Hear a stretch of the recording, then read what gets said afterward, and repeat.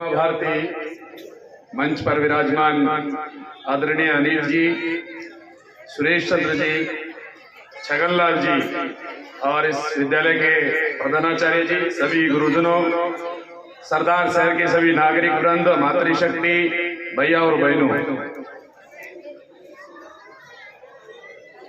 आज हम जिस कार्यक्रम के निमित्त यहाँ सामूहिक आए हैं, संपूर्ण देश में इस कार्यक्रम को आजादी के 76 वर्ष पूरे होने पर 77वें वर्ष में प्रवेश करने पर यह उत्सव, यह त्योहार संपूर्ण देश में तथा जहां भी भारतीय रहते हैं मनाया जा रहा है। हम सब लोग, भारत के लोग, दो कार्यक्रम वर्ष भर में मनाते हैं, एक स्वतंत्रता दिवस और दूसरा है गणतंत्र दिवस। दोनों में अंतर क्या है, यह भी अपने को ध्यान रहना चाहिए। तो स्वतंत्रता दिवस में ध्वजारोहण होता है, यानी ध्वज नीचे से ऊपर की ओर जाता है, उसको ध्वजारोहण कहते हैं। और पहले से जो झंडा लगा रहता है उसको कहते हैं ध्वज फहराना। तो स्वतंत्रता दिवस के दिन ध्वजारोहण होता है और गणतंत्र दिवस के दिन ध्वज फहराया जाता है। देश में लाल किले से जिस दिन ध्वजारोहण होता है वो स्वतंत्रता दिवस है, और राजपथ पर जिस दिन तिरंगा फहराया जाता है वह गणतंत्र दिवस होता है। यह भी अपने को अंतर पता रहना चाहिए। जब हम आजादी के 76 वर्ष पूरे होने पर जिस दहलीज पर आज खड़े हैं, तो मुझे लगता है कि इस आजादी के 76 साल पूरे होने पर जब हम 77वें वर्ष में प्रवेश करते हैं, तो गाए जाने वाले गीत और उनके बोल, जिस देश में ये कहा जाता है कि दे दी हमें आजादी बिना खड़क बिना ढाल, साबरमती के संत तूने कर दिया कमाल, और आगे बढ़ाया जाता है कि इस देश में आजादी चरखे से आई थी, चरखा चला, सूत कटा और देश को आजादी मिल गई। इसका मतलब तो यह है कि भारत के लोगों ने अपने ढाल उठाई, न तलवार उठाई, और फ्री में उनको चरखा चलने पर आजादी मिल गई। तो फिर फ्री की जो चीज मिलती है उसकी कीमत समझ में नहीं आती है, उसका महत्व समझ में नहीं आता। जब भारत के लोगों को, भारत के नागरिकों को, युवाओं को, विद्यार्थियों को यह बताया जाए कि आपको ये आजादी मुफ्त में मिली है, तो फिर काहे के तराने और काहे का ये उत्सव। यदि ये बात सही है, यदि भारत को केवल आजादी चरखा चलने के कारण और सूत काटने से मिली, तो शायद वो लेखक की पंक्तियां झूठी है जिसमें उन्होंने कहा क्यों झूठ बोलते हो साहिब, चरखे से आजादी आई थी, न जाने कितनों ने गोली, न जाने कितनों ने फांसी खाई थी। 4 लाख चढ़े फांसी पर, 37 लाख को सजा हुई, भूखी सुबास की फौज टकराई थी, तब चलकर ये आजादी आई थी।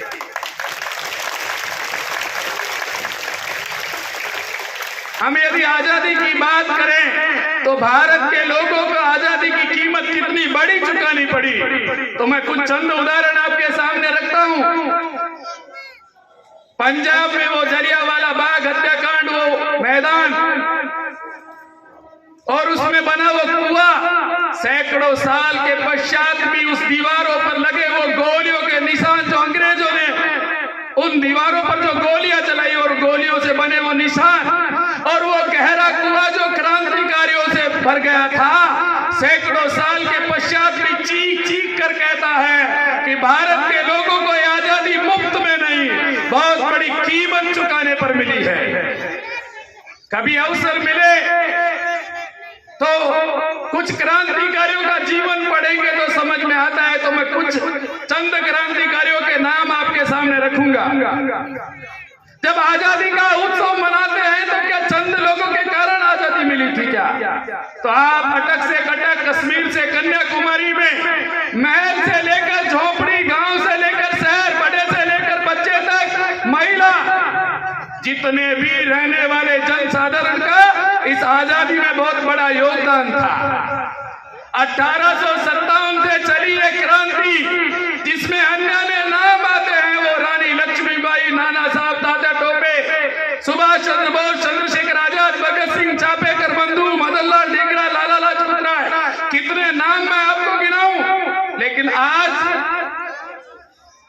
जिनको आजादी दिलाने वाला बताया जाता है, उनकी तो बहुत गीत गाए जाते हैं इस देश में, और जिनके कारण आजादी मिली उनको आज कोई जानता भी नहीं है।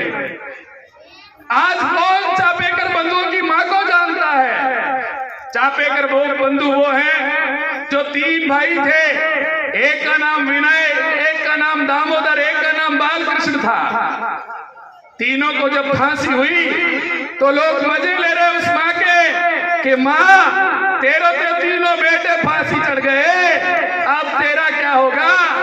तो माँ कहती है मैं बहुत सौभाग्यशाली हूँ, मेरी कोख से 3 बेटे पैदा हुए, यदि मेरी कोख से चौथा बेटा भी होता तो देश की खातिर फांसी चढ़ता।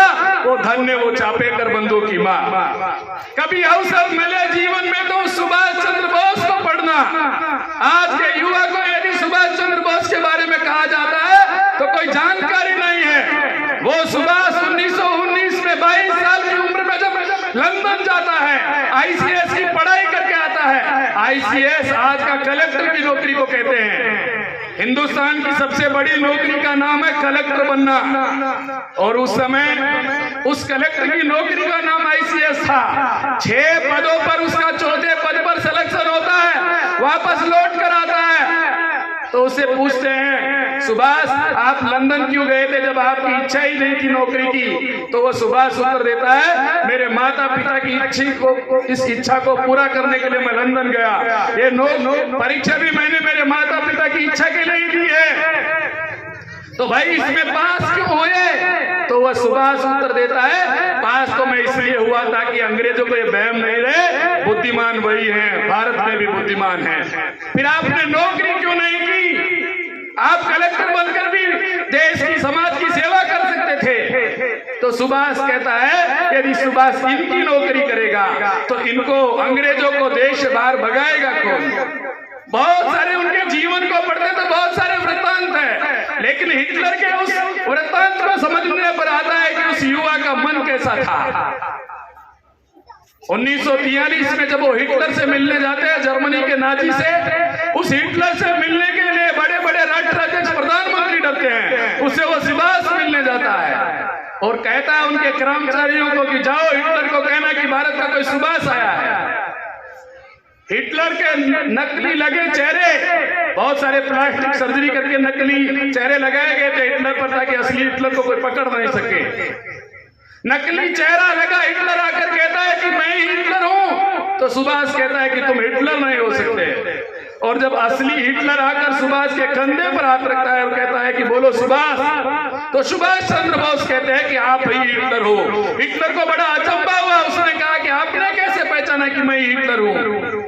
तो सुभाष उत्तर देता है जिस सुभाष के नाम से अंग्रेजी हुकूमत कांपती है उसके कंधे पर दुनिया में केवल एक व्यक्ति है जो हाथ रख सकता है, वो केवल हिटलर हो सकता है। हिटलर उनकी इस विद्वता से बहुत खुश हुआ, उसने पनडुब्बी दी और कहा कि बताओ मैं तुम्हारी क्या मदद करूं? तो भारतीय कैदी जो 35,000 उनकी जेलों में थे उनको मुक्त किया गया। आजाद हिंद फौज बनी, जिसको आज इंडियन नेशनल आर्मी कहा जाता है, वह उसी सुभाष चंद्र बोस की आजाद हिंद फौज है जो असम के रास्ते मणिपुर इंफाल में आकर पूर्ण स्वराज्य की घोषणा करता है। उस सुभाष को आज कोई नहीं जानता। कभी अवसर मिले तो उस चंद्रशेखर आजाद को पढ़ना जिसने कहा मैं आजाद हूं और आजादी रहूंगा, इस बात का जीवन भर उन्होंने इसको निभाया। बचपन में सुभाष इसी चंद्रशेखर आजाद के पिता का देहावसान हो गया। मां ने पाल पोस कर इसलिए बड़ा किया ताकि ये मेरी बुढ़ापे में सेवा करे, और जब बुढ़ापे का अवसर आया उस समय वो तो क्रांति का काम कर रहा है। पड़ोसी आकर कहते हैं अरे तेरी माँ बीमार पड़ी है खटिया में, उसको दिखा, तू यहाँ क्रांतिकारी बना घूम रहा है। तो चंद्रशेखर आजाद कहता है कि मेरे पास तो पैसा नहीं है। तो पड़ोसी कहता है ये जो अभी ट्रेन लूटी है अंग्रेजों का खजाना तो आपके पास ही है। तो चंद्रशेखर आजाद कहता है वो पैसा तो देश की आजादी का पैसा है, मैं अपने ऊपर अपनी माँ के ऊपर कैसे खर्च कर सकता हूँ? तो पड़ोसी कहता है अरे माँ से बड़ा कोई नहीं होता, माँ को दिखाओ। बाद में कोई खजाना लूट लेना। लेकिन सुभाष वो चंद्रशेखर आजाद कहता है ये पैसा तो देश की आजादी का है, मैं कैसे अपने ऊपर अपनी माँ के ऊपर खर्च कर सकता हूँ। बार बार पड़ोसी कहता है तो वो कहते हैं कि भाई मेरी माँ तो तुम्हारी माँ है, तुम भी खा सकते हो। और जब ज्यादा होता है तो वो चंद्रशेखर आजाद जो उत्तर देता है तब आजादी की कीमत समझ में आती है। वह उत्तर देता है कि यदि मेरे और मेरे देश के बीच में यदि मेरी माँ आती है तो मैं अपनी बंदूक की गोली पहले मेरे माँ के सीने पर मारूंगा। ऐसी 100 माओं को मैं गोली मार सकता हूँ देश की आजादी के लिए। कभी अवसर मिले तो उस भगत सिंह को पढ़ना जिसको आज नोट पर रहने का अवसर नहीं मिला। वो लेखक ने लिखा, मैं वर्णन यहाँ नहीं करूंगा उसका। भगत सिंह वो 23 साल का युवा जिस उम्र में लोगों को जवानी का खुमार चढ़ता है, उसको क्रांति का खुमार चढ़ा और गीत गाए घूमता है हमारी रंगे बसंती चोला। उन्होंने असेंबली में बम फेंका तो इसलिए फेंका ताकि बैरी अंग्रेजी हुकूमत के कानों में आवाज गूंज सके कि भारत अभी बांझ नहीं हुआ, उसमें क्रांतिकारी पैदा होते हैं। स्वयं भगत सिंह ने लिखा कि एक भगत सिंह के मरने पर यदि इस देश में हजारों भगत सिंह पैदा होते हैं, भारत माता पर यह कलंक नहीं लगता है कि भारत वीरों की भूमि है, इसमें वीर पैदा होते हैं, तो काम भगत सिंह जरूर करेगा। और जब उनको फांसी होने वाली थी 2 पत्र लिखे, तब समझ में आता है कि आजादी की कीमत क्या थी। एक पत्र उन्होंने अपने पिता के नाम लिखा, एक पत्र अपनी माँ के नाम लिखा। पहले पिता के नाम जो पत्र लिखा उसमें लिखा, पिताजी सादर चरण स्पर्श, मैं आपका लायक बेटा नहीं बन सका, मैं तो आपका नालायक बेटा हूँ। क्योंकि लायक बेटा तो वो होता है जो अच्छी पढ़ाई करे, अच्छी नौकरी करे, शादी कर ले, बच्चे पैदा करे, वही लायक होता है। मैं तो ये काम मैंने किया नहीं, इसलिए मैं आपका लायक बेटा तो नहीं बन सकता। लेकिन आपको एक मेरी चिंता थी, आप मेरे लिए लड़की ढूंढ रहे थे, वो लड़की तो मैंने ढूंढ ली है। लड़की को मैं पसंद आ गया हूँ, लड़की मुझे पसंद आ गई है। अब हमारी शादी की तारीख भी तय हो गई है। वो शादी की तारीख थी जिस दिन उनको फांसी हुई, उन्होंने लिखा 23 मार्च 1930, और जिस दिन ये फांसी होने वाली थी वो तो शादी की तारीख है। और आगे लिखते हैं लड़की का नाम है सजाए मौत। कैसा मन होगा उस युवक का। दूसरे पत्र में अपनी माँ को लिखते हैं कि माँ जिस दिन मुझे फांसी हो तो मुझे देखने मत आना, क्योंकि तेरे बेटे को तेरी आंखों के सामने फांसी लगेगी, तेरी आंख में से आंसू लुढ़क पड़ेंगे, लोग कहेंगे देखो भग्गो की मार हो रही है। तो माँ उत्तर देती है कि बेटा भग्गो, मेरी कोख से तू एक पैदा हुआ, यदि दूसरा भगत सिंह भी मेरी कोख से पैदा होता तो देश की खातिर फांसी चढ़ता। वो है उस भारत की माँ का मन। आज किसी युवा से बात करो कि देश में कहीं घूमने जाना है, कहाँ जाओगे, तो तुरंत वो कहता है मैं तो आगरा का ताजमहल देखने जाऊंगा, प्रेम का प्रतीक है। और ज्यादा कहो तो कहाँ जाओगे, तो मैं तो दिल्ली जाना चाहता हूँ, बापू की समाधि पर अपनी कृतज्ञता प्रकट करना चाहता हूँ। अरे कभी जीवन में अवसर मिले तो उस आजादी के तीर को देखने जरूर जाना, जिसको अंडमान निकोबार की सेलुलर जेल काले पानी की सजा कहते हैं। वो काले पानी की सजा, वो सेलुलर जेल जहां हजारों क्रांतिकारियों का खून गिरा, पसीना गिरा, तभी हम आजादी का सूरज देख पाए हैं। क्या था काले पानी की सजा, मैं केवल थोड़ा सा वर्णन का करूंगा। काले पानी की सजा का जब वर्णन सुनते हैं तो आत्मा सिरने लगती है, रोंगटे खड़े हो जाते हैं। वो जेल जिसमें कोई व्यक्ति जीवित आता है, मरकर बाहर जाता है, 5 साल से ज्यादा कोई जी नहीं पाता, जिस जेल के अंदर रखा जाता है, जिस काल कोठरी में रखते हैं, दोबारा सूर्य की रोशनी नहीं देखता, खड़े होने पर सिर टकराता है, लेटने पर ही लेट सकता है, पैर इकट्ठे करके लेट सकता है। 24 घंटे में 1 लोटा पानी मिलता है, 2 चपाती खाने के लिए मल भी जिस काल कोठरी में त्यागना पड़ता हो, कोलू के बैल की जगह आदमी को जोतकर 15 किलो से 50 किलो तेल निकलाते हो, हाथ पैरों में भेड़ियां पड़ी हैं, थक कर कोई बैठ जाए तो चमड़ी निकालता है। 5 साल में या तो वो अंग्रेजों के अत्याचार से मर जाता था या स्वयं ही आत्महत्या कर लेता था। उस समय भी एक क्रांतिकारी का वर्णन आपके सामने करूंगा कि कैसे हमारे लोगों का मन था। विनायक दामोदर सावरकर, उनको दोहरा आजीवन कारावास हुआ। सावरकर कौन है? तो सावरकर वो है जिसने 1857 की क्रांति को भारत का पहला स्वतंत्रता संग्राम कहा। सावरकर वो है जिसने मदन लाल ढींगरा जैसे युवाओं को क्रांतिकारी बनने की प्रेरणा दी।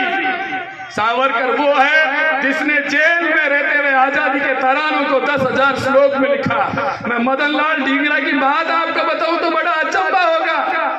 एक सूट बूट टाई लगाकर एक युवा गोरा चिट्टा आकर सावरकर से कहता है कि सुना है कि आप क्रांतिकारी बनाते हो। तो सावरकर ने कहा क्या तुम उसका चेहरा देखकर क्रांतिकारी बनोगे? अब ये मदन लाल ढींगरा कौन है? तो मदन लाल ढींगरा ऐसे परिवार से था जिसके पिताजी को ब्रिटेन की महारानी भारत के बारे में निर्णय करने के लिए राय करती थी, जिसके साथ बैठकर उनका बेटा जब सावरकर को कहता है कि सुना आप क्रांतिकारी बनाते हो, तो सावरकर उसको साथ लेकर जाते हैं। एक टेबल पर उसके हाथ रखाते हैं, अंदर जाते हैं, एक कील लेकर आते हैं, हथौड़ा उसके हाथ पर कील रखकर जोर से हथौड़े की मारते हैं। वो जोर जोर से चिल्लाता और कहता है हाँ मर गया, दर्द हो रहा है। तो सावरकर कहता है कि जब एक कील के चुभने पर इतना दर्द होता है तो समझ लो शरीर के प्रत्येक भाग पर कीलें चोपी जा रही है। यहाँ तब भी ऊप की आवाज नहीं निकले, वहां से क्रांतिकारी बनना प्रारंभ होता है। वो सावरकर जिसके गले में 50 साल का पट्टा है, दोहरा आजीवन कारावास मिला। एक आजीवन कारावास में 25 साल की सजा होती है। जब वो 1940 में उस सेलुलर जेल में गए जिनके दोनों भाई पहले से काले पानी की सजा काट रहे हैं, उस गेट पर खड़ा वो जेलर कहता है कि मिस्टर बैरिस्टर अब तुम कभी भी आजादी का सूरज नहीं देख पाओगे, क्योंकि उस जेल का रिकॉर्ड था जीवित आएगा मरा बाहर जाएगा। कितना भी ताकतवर स्वस्थ व्यक्ति हो कभी जी नहीं सकता 5 साल से ज्यादा। तब भी सावरकर उत्तर देता है कि ओ मिस्टर गोरे अंग्रेज, तुम भारत को इतने दिन अपने कब्जे में रख पाओगे क्या? और आजादी की कीमत को और समझना है तो सावरकर की डायरी को पढ़ते हैं तो ध्यान में आता है सावरकर ने लिखा एक बार मुझे कोल्लू के बैल की जब जोता गया तो मुझे प्यास लग रही थी। मैंने अंग्रेजी सैनिक से कहा भाई 1 लोटा पानी पिला दो। तो अंग्रेजी सैनिक कहता है ओ बैरिस्टर, अंग्रेजी हुकूमत का नियम नहीं पता क्या 24 घंटे में 1 लोटा पानी मिलता है? मुझे लगा गला सूख रहा है, मूर्छा आने लगी है, पानी नहीं मिला तो प्राण निकल जाएंगे। मैंने कहा भाई 1 लोटा पानी पिला दो। तो वो अंग्रेजी सैनिक कहता है वो डबल MA खोपड़ी में कुछ घुसता है कि नहीं? अंग्रेजी हुकूमत का नियम है 1 लोटा पानी वो आपको मिल चुका, अब अगले दिन ही 1 लोटा पानी मिलेगा। मैं पानी का लोटा मांगता, वो मुझे कोड़े मारता, कोड़े मारते मारते मुझे मूर्छा आ गई, मैं बेहोश हो गया। और ये बेहोशी कब टूटी? यह बेहोशी तब टूटी जब वो अंग्रेजी सैनिक मेरे चेहरे पर पेशाब कर रहा था, तब आजादी की कीमत समझ में आती है।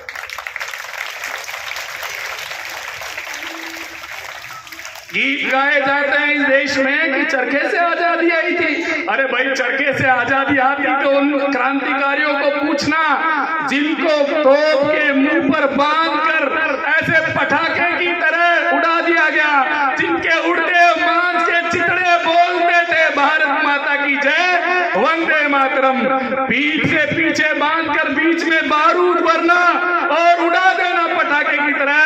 जिस ट्रक में केवल 50 लोग बैठ सकते हैं उसमें 100 लोग ठूसना, पेट के नीचे ले जाना और फंदे लटके गले में डालना, ट्रक को नीचे से निकालना, लोग लटके रह जाते थे।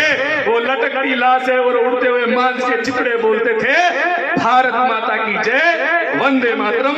तब ये आजादी की कीमत समझ में आती है। वास्तव में जब हम 76 साल पूरे करने के पश्चात यदि 77वें वर्ष में प्रवेश किए तो भारत सरकार को अमृत महोत्सव, राज्य सरकार को अमृत महोत्सव क्यों मनाना पड़ा? कि भारत के लोगों को तो पता ही नहीं है, क्योंकि आजादी तो फ्री में मिली है।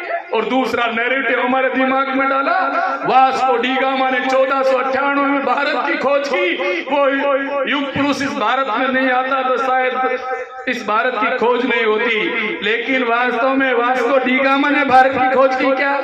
यदि ये बात सही है तो 1192 का वो तराइन का युद्ध झूठा है, जिसमें पृथ्वीराज चौहान और मोहम्मद गोरी के युद्ध का वर्णन है, जिसमें कहा जाता है यदि 17वीं बार पृथ्वीराज चौहान जीतते तो भारत का चित्र कुछ और होता। तो क्या पढ़ाया गया? इसकी पुष्टि भी यदि और जानना है तो वास्को डी गामा की डायरी को पढ़ना, जिसने लिखा, मैं अफ्रीका के जल मार्ग में भटक गया था, वहां मुझे एक भारत का व्यापारी मिला जिसके पास मेरे जैसे 10 जहाज और मेरे से बड़े 5 जहाज थे। वह मुझे भारत लेकर आया। केरल के तट पर मैं जब उतरा तो मैंने देखा यहाँ के बंदरगाह बहुत उन्नत है, व्यापार बहुत उच्च कोटि के हैं, यहाँ के लोगों का जीवन स्तर बहुत ऊंचा है, यह जमीन स्वर्ग से कम नहीं है। और जब वो अपने पीएम जाता है, भारत का वर्णन करता है, तो इस भारत को लूटने के लिए लोग आते हैं, चाहे वो 15वीं शताब्दी में फ्रांसीसी आए होंगे, डच आए होंगे, चाहे 1750 में अंग्रेज आएंगे, इन सबका एक ही उद्देश्य था। कुछ लोग कहते हैं वो तो व्यापार करने आए थे, वो कोई व्यापार करने नहीं आए थे, वो इस भारत को लूटने आए थे। लूट लूट लूट लूट, जितना चाहे लूट, जैसे चाहे लूट। इसकी पुष्टि लंदन डॉक्यूमेंट में होती है, मैं उसका वर्णन आपके सामने यहाँ नहीं करूंगा। लेकिन क्या 77 साल के पश्चात भी भारत आजाद हो पाया क्या? तो 77 साल के पश्चात भारत के प्रधानमंत्री पंच प्राण का आह्वान करते हैं। क्यों करना पड़ा उनको ये? क्योंकि भारत के युवा को तो पता नहीं कितनी बड़ी कीमत चुकाने के पश्चात ये हमारे को आजादी मिली। तो केवल 5 बातों का आग्रह उन्होंने किया।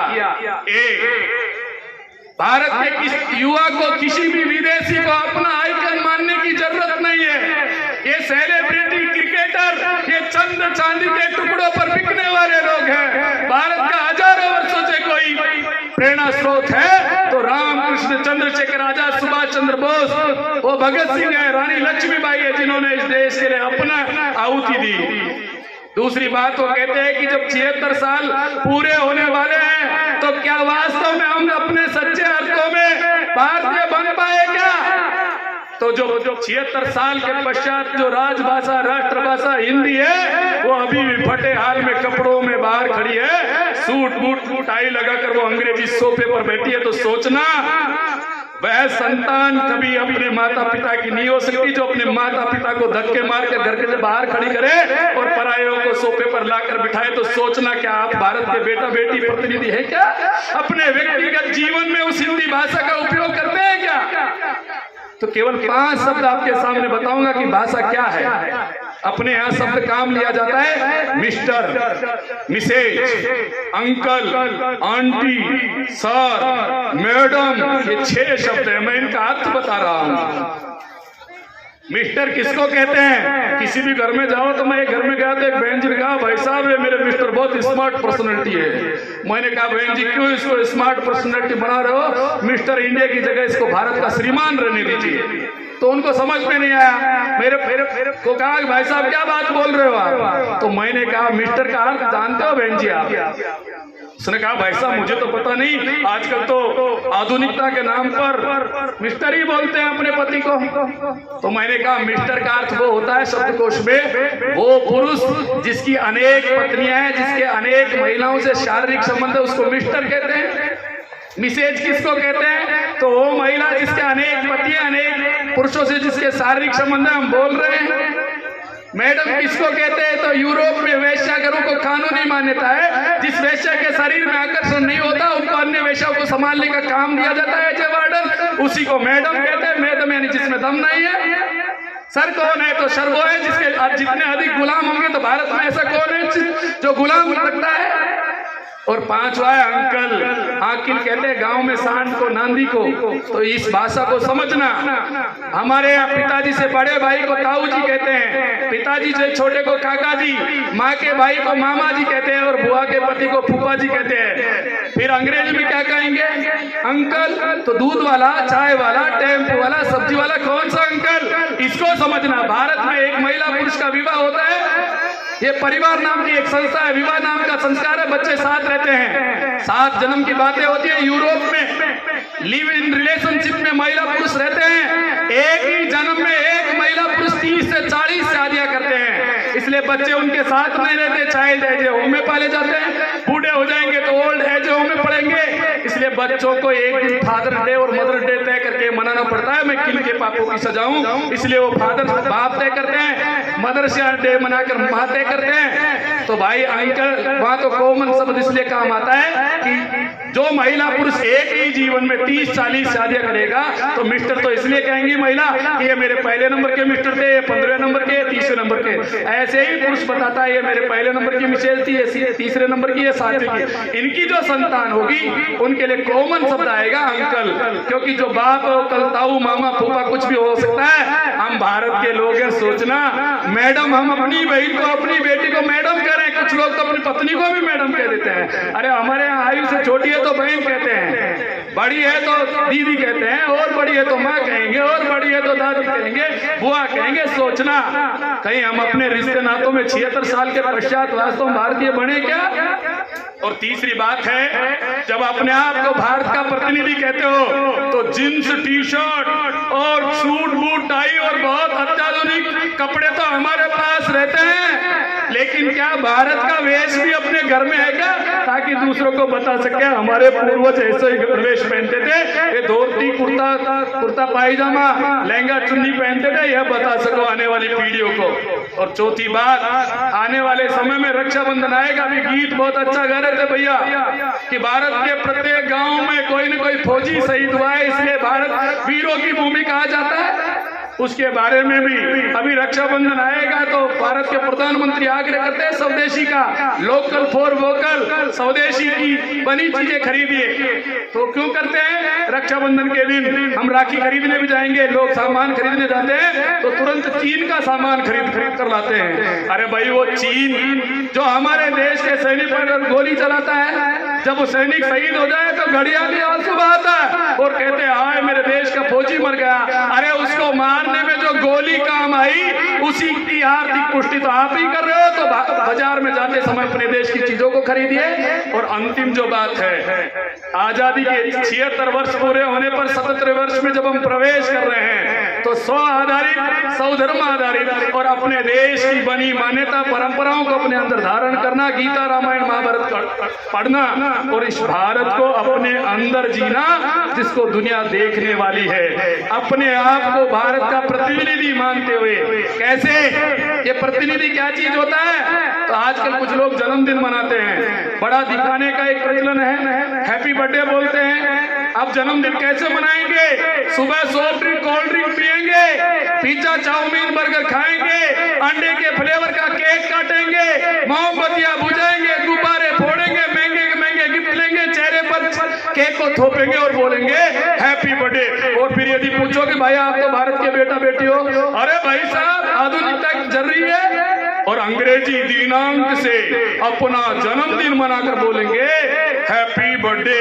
अरे 76 साल के पश्चात यदि कोई अंग्रेजों का अंश इस देश में बाकी है तो समझ लेना वो आप हैं जो 76 साल के पश्चात भी अपना जन्मदिन अपनी भारतीय तिथि से नहीं मना सकता, भारतीय परंपरा से नहीं मना सकता, तो कैसा भारत का बेटा। 76 साल के पश्चात भारत में परंपरा है लड्डू बांटने का, केक काट कर अलग करता है, यानी अलगाववाद को दर्शाता है। भारत के टुकड़े कितने हुए, आज तक 11 टुकड़े इस भारत के हो गए, फिर भी उस देश में केक काट कर ये अलगाववाद को पोषित किया जा रहा है, यानी ये अलगाववाद को दर्शाता है। किसी भी शुभ काम पर ये इधर माताएं बैठी है ना, ये सबसे बड़ा इसमें इनका योगदान रहता है। मैं उनको कह रहा हूँ कि घर में बच्चे का जन्मदिन जितने साल का वो होता है उसके उतने दीपक जलाइए। भारत में दीपक जलाया जाता है, बुझाया नहीं जाता। और गांव में कहते हैं कि गुब्बारे मत फोड़िए, गुब्बारे फोड़ना क्या होता है, तो गुब्बारे फोड़ने कहते हैं कि भाई आज फलाना आदमी को गुब्बारे फूट गए, यानी को राम नाम सकोगे। मरने पर किसी व्यक्ति के गुब्बारे फूटते हैं, हम जीवित व्यक्ति के गुब्बारे फोड़ रहे हैं और जीवित व्यक्ति को मरा बताकर हैप्पी बर्थडे बोल रहे, तो कौन सा जन्मदिन। इसलिए भारतीय तिथि से बनाना, भारतीय परंपराओं से बनना और उस दिन गिफ्ट लेना नहीं, गिफ्ट देना। तब आप कह सकते हो कि मैं सच्चे अर्थों में भारत का बेटा बेटी और नागरिक और युवा। अंतिम एक बात, क्या वास्तव में मैं 76वें वर्ष पूरे होने पर 77वें वर्ष जब प्रारंभ हुआ तो देश का प्रधानमंत्री कहता है कि सोचना 77 साल के पश्चात भी यदि कोई भारत का नागरिक अपने हस्ताक्षर भी यदि अंग्रेजी में करता है तो देश में कैसी आजादी और कौन सी आजादी जो तय करना कि आज के बाद में मैं तो मेरे हस्ताक्षर अंग्रेजी में नहीं करूंगा, हिंदी में करूंगा। इन बातों को यदि हम हाथ में साफ करेंगे तो फिर ये देश की आजादी का पर्व महापर्व बनेगा और उसमें हमारा भी गिलहरी जैसा योगदान होगा। आप सबको इस स्वतंत्रता दिवस की शुभकामनाएं देते हुए मैं मेरे 2 शब्द समाप्त करता हूं।